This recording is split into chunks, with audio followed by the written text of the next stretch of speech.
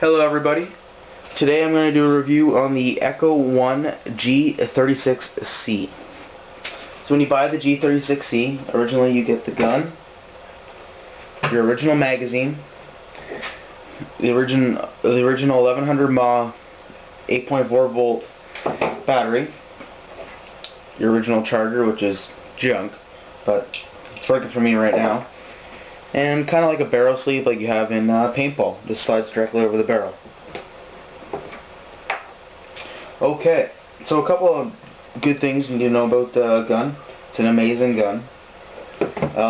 It's got a bit of a weight to it. It's fairly heavy. I'd probably say around 3 or 4 pounds. It is the original G36c for all you haters out there that are trolling, because it does have the 2 vent holes, not the 4. It's got the adjustable stock. You just push this button right here. It slides over and it goes to this side where you can just pop it on. I don't recommend doing it. What I recommend is pulling it up and then lifting it over, because this plastic right here will get wore down and then you won't be able to close your stock when you're trying to do close quarters combat. Okay, so the fire selector switch is ambidextrous. So you have your safe or your no fire. Right here is white, single fire, and full auto. Amazing gun. You do have original iron sights on it, which are okay. They're pretty decent for close quarters combat. They're not amazing for far away. So I do recommend buying a different scope. Okay, so what you need to do to put the battery in is you got this little pin right here. You push the pin in, pull it out the other side, and the whole front slides just right out, just like that. Inside you have your fuse thing where your battery connects. Your battery just directly connects to that. You slip it in here, try to move the wires around, try to be creative with it.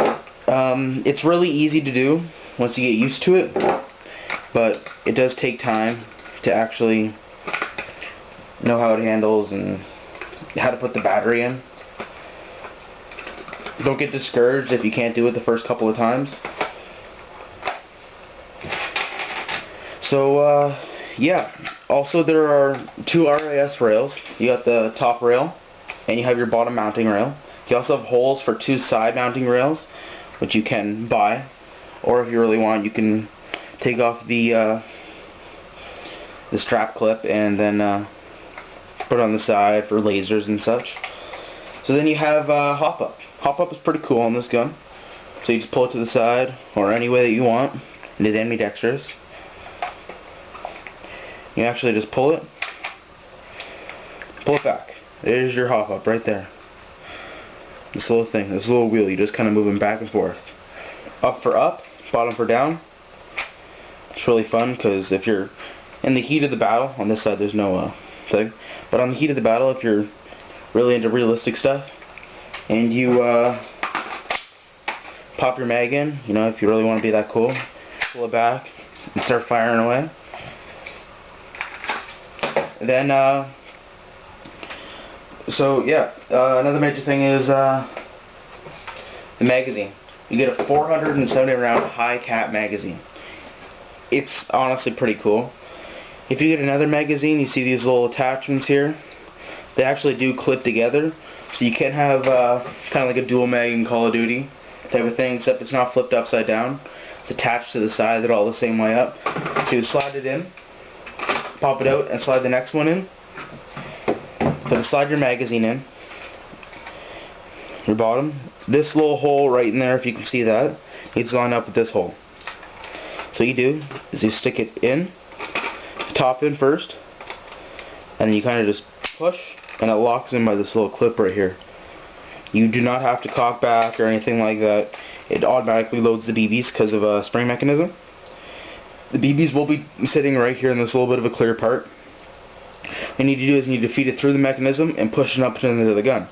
You need to do this little thing. You push it forward. It won't go back. Then you push it forward. Keep feeding the BBs in. and then you can fire. If not, then the BBs will just sit in the magazine and they won't go through the gun. To release, there's this little clip right here. Push on the clip and pull out. It's that simple. You get really good with it in the heat of battle. Then, what else do we have? This gun, you're supposed to run 0.2 gram BBs. These BBs are really good for this gun. The only thing is I would recommend heavier BBs. Right now, I have 0.28s in the mail. They're coming to me. I've got about 15,000 of them. This is 5,000 rounds. I actually don't have that many left because I was just out playing the other day. There they are. I do recommend bright colored BBs. Bright colored BBs are actually amazing because then you can actually track and adjust instead of having the dark ones. Do not, I repeat, do not run 0.12 gram BBs. It will destroy your gun. Just don't. But besides that, all the interiors of the motor are all metal. That's a major reason why I bought this gun. I'm pretty sure it's a third or second generation gearbox. And if you ever get BB stuck in there, it's a jamming rod, stick it down in there. Try to release it and then it should fall out. Then other stuff to add on. When I bought this, I was like, oh, I don't want to run my battery to run out when I was in the middle of a battle.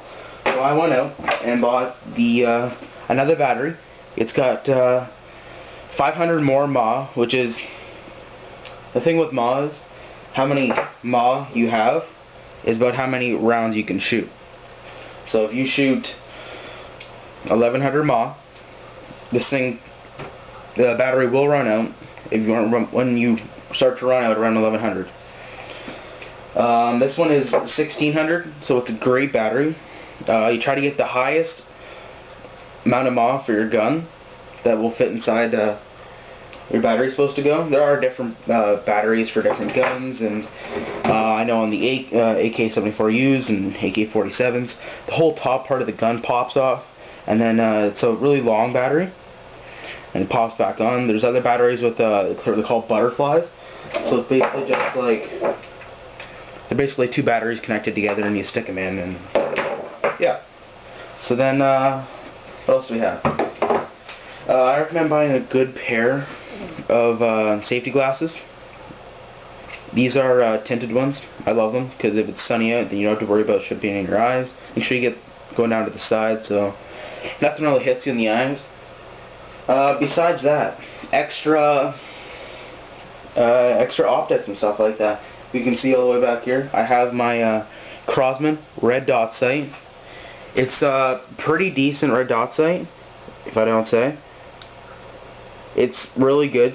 You can see the top and the bottom dot. The bottom dot is actually this little thing here projecting into the glass, and the top dot is the dot that you can see.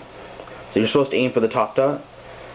You can adjust by this one here, which goes up and down, and this one here that goes left and right. Besides that, it's just 2 screws. Plant it right on top of your IRS rail. Screw it in, and it stays securely fastened. The other thing is make sure you turn it off because these batteries, a bit of a pain. Battery just sits right in there. Besides that, that is my review of my Echo 1 G36c. Have a great day.